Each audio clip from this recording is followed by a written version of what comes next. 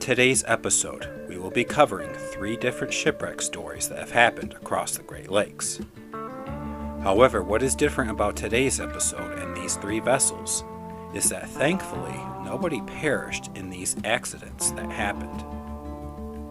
Every shipwreck story that I have covered on this channel thus far has lost either some or all of its crew members aboard them. Join me today as we go into these 3 stories and what would be considered a very close call. Let's dive in.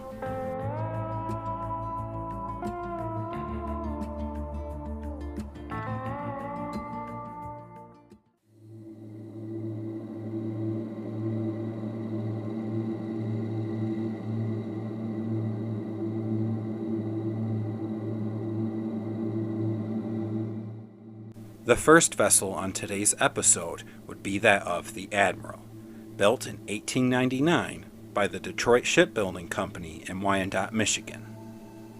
The Admiral had a length of 423 feet and a width of 51. She also had a depth of 28 feet, and for propulsion she had a triple expansion steam engine. She had a gross tonnage of 4,651 tons. She would also be renamed to the J.K. Dimmick in 1913, and she would carry cargo such as iron ore, coal, grain, and stone across the Great Lakes. Later, on April 12th of 1920, the J.K. Dimmick at that time would be sold to the Minnesota Transit Company. She would then receive her final name, the Edward U. Demer.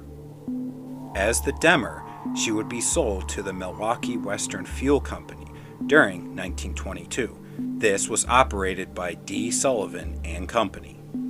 It is said that the 1923 shipping season across the Great Lakes was covered with pea soup fog. It's actually a miracle that not more ship collisions happened. However, that does not mean that none occurred. The Edward U. Demer would be one of the victims in the 1923 shipping season, when she would be out on Lake Huron with her normal cargo of coal. The Demer and the Saturn would collide into each other about 40 miles southeast of Thunder Bay Island, Michigan, in Lake Huron. After the initial collision, the Demer would sink in just a matter of minutes. However, somehow all of the crew were actually able to escape. There was a thick, dense fog which surrounded both the Saturn and the Demer that day. Many other vessels were proceeding with caution, and wisely so. Whistle signals were apparently made, however, being misunderstood between the 2 vessels, which ended in the collision between them. After the collision of the Demer and the Saturn, the crew members were either able to jump off the ship and escape the suction of the sinking Demer, or, quite possibly, though unlikely, they were able to scramble to the lifeboats.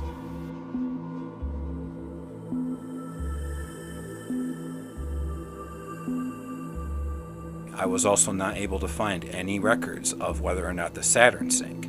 However, all the crew members aboard the Demer were eventually rescued by 2 freighters. A collision of this freighter's size and magnitude is a miracle that nobody went down with her as she sank.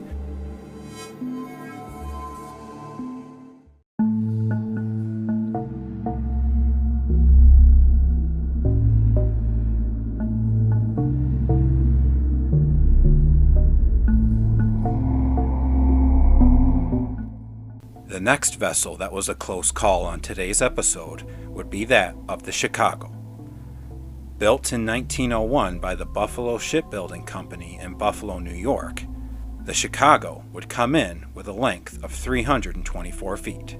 She would have a width of 44 feet and a depth of 14. She also had a gross tonnage of 3,195 tons, and for propulsion, she actually had a quadruple expansion steam engine. The Chicago was a fast boat, especially considering her size at the time. She would actually go on to have a very successful career across the Great Lakes, until the close of the 1929 shipping season. On October 23, 1929, the Chicago would be out on Lake Superior. She would encounter a terrible storm, which would drive her to be stranded on Michipicoten Island. It is said that the seas were terrible and battered the Chicago about. The Chicago was sailing from Duluth, and she was on her way to Houghton, Michigan. This is when she encountered, on October 22nd, possibly the 23rd, the terrible storm gale.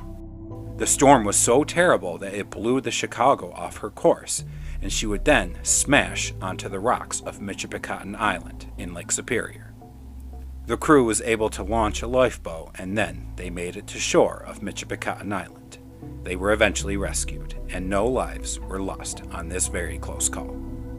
There were salvage attempts made to salvage the Chicago, but they failed. This was on December 19th, 1929.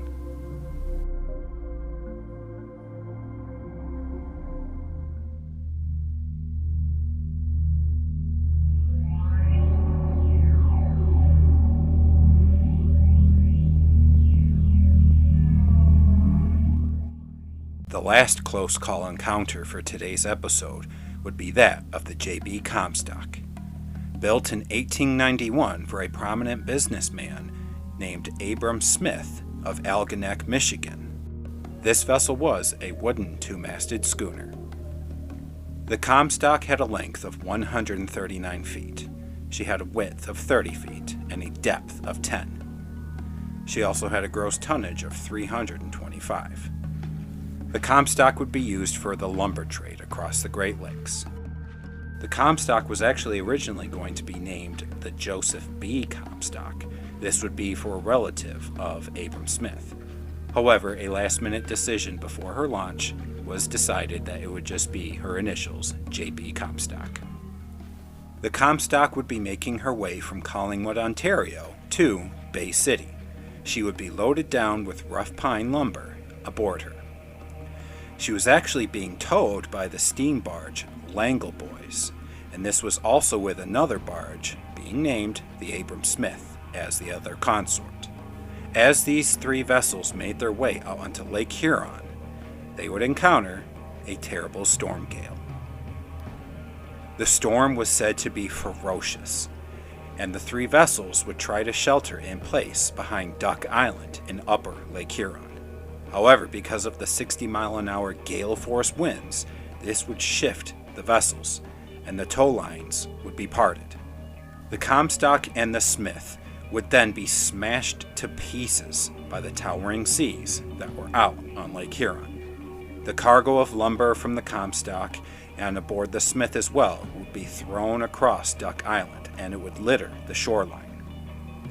However, nobody was lost in this terrible storm, and the crews of the Smith and the Comstock were able to safely make it to shore. They were then later rescued. If you've been following this channel for any amount of time, you would know that this is a very rare incident of happening, especially when these vessels in the earlier days in the shipping trade across the Great Lakes would encounter ferocious storms. It's a miracle that nobody was lost on any of these vessels on today's episode. Though their stories might be short, they definitely deserved a quick tell. Thank you everybody for joining me on this episode. It's different than what I've done normally, but I found it interesting as I've recently got some new books with a whole ton of new information on new ships and just the information on them, and it lists quite a bit of detail on these unknown vessels. But nobody was lost. Nobody died on these vessels. However, I couldn't believe after reading, even if it's just a brief description about them, that nobody perished.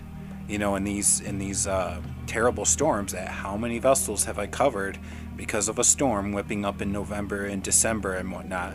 That like the other story with the fog, nobody died in that collision. What? How many collisions, and then the vessel sinks so rapidly and nobody is lost?